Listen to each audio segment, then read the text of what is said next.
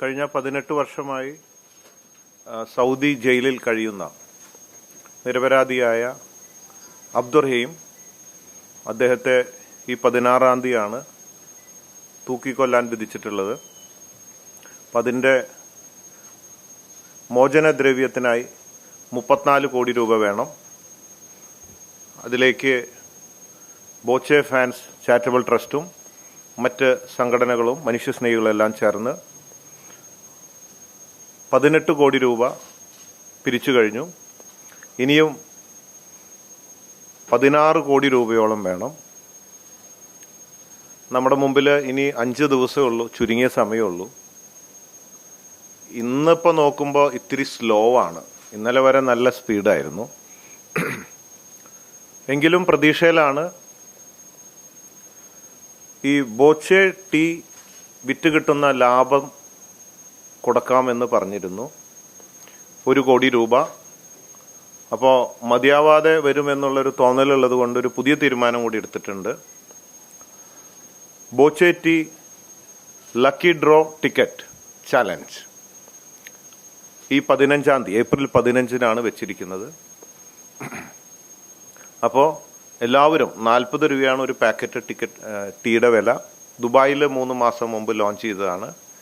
അപ്പോൾ എല്ലാവരും 1 അല്ല 10 എത്ര ടീ പാക്കറ്റ് വാങ്ങാൻ പറ്റിയാലും വാങ്ങി അതിൻ്റെ മുഴുവൻ ലാഭമല്ല, ആ മുഴുവൻ സംഖ്യയും 15-ാം തീയതി വരുന്നത് എത്ര കോടി രൂപയാണെങ്കിലും ആ മുഴുവൻ സംഖ്യയും ഇതിലേക്ക് നൽകാൻ തീരുമാനിച്ചിരിക്കുകയാണ്.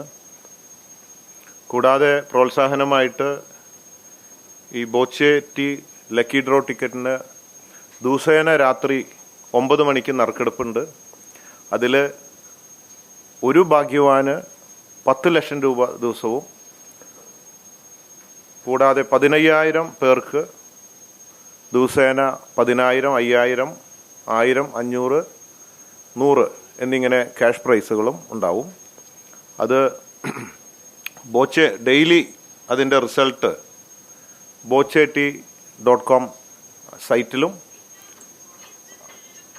ബോച്ചെറ്റി സോഷ്യൽ മീഡിയയിലും ദിവസേന അതിൻ്റെ ഫലം ഭാഗ്യവാന്മാരുടെ റിസൾട്ട് പ്രസിദ്ധീകരിക്കുന്നതാണ്.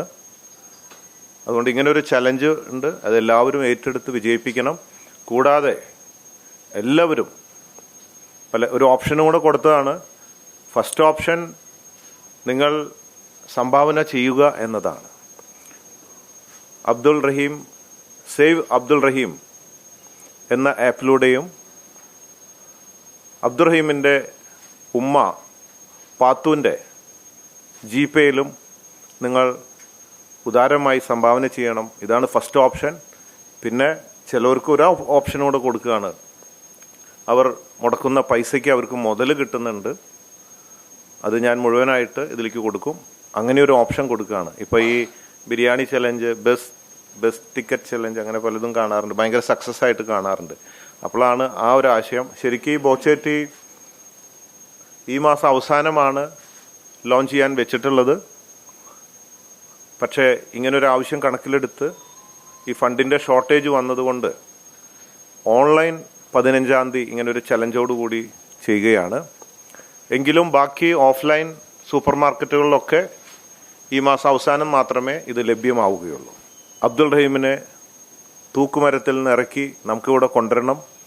മലയാളികളായ നമ്മളെല്ലാവരും ജാതി, മതം, കക്ഷി രാഷ്ട്രീയങ്ങൾക്ക് അതീതമായി ഒരു അത്യാവശ്യം വരുമ്പോൾ നമ്മൾ ഒന്നിച്ചു നിന്ന് പലപ്പോഴും കഴിവ് കാണിച്ചിട്ടുണ്ട്, നമ്മുടെ ശക്തി കാണിച്ചിട്ടുണ്ട്.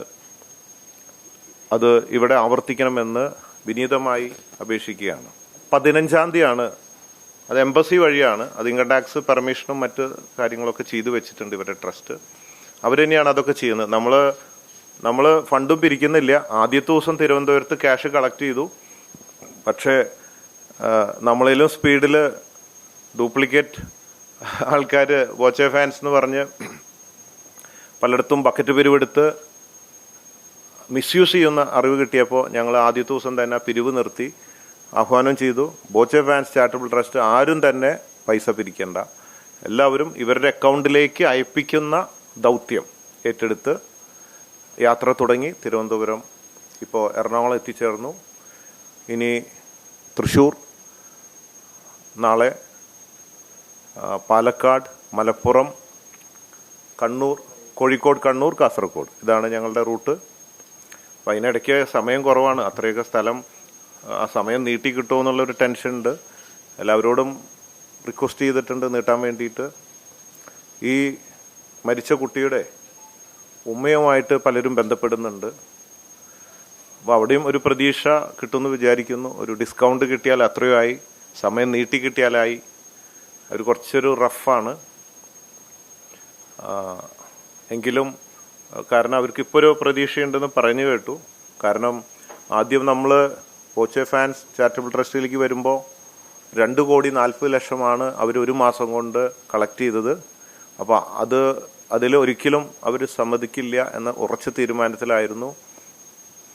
അപ്പോൾ ഇപ്പോൾ അതിന് ശേഷം കുറച്ച് ദിവസം കൊണ്ട് പെട്ടെന്ന് നമുക്കത് 18 കോടിയിലേക്ക് എത്തിക്കാൻ സാധിച്ചു എന്നതുകൊണ്ട് ഇത് സീരിയസ് ആയിട്ട് നടക്കാൻ സാധ്യതയുണ്ട് എന്ന ഒരു തോന്നൽ വന്നതുകൊണ്ട് ഇത്തിരി ഒരു അയവുണ്ടാവാൻ സാധ്യതയുണ്ട് എന്നാണ് തോന്നുന്നത്. അവിടെ പല സംഘടനകളുണ്ട്, നമ്മൾ മാത്രമല്ല, ബോച്ചെ ഫാൻസ് ചാരിറ്റബിൾ ട്രസ്റ്റും പല സംഘടനകൾ ഇതിലേക്ക് വേണ്ടിയിട്ട് പ്രവർത്തിക്കുന്നുണ്ട്.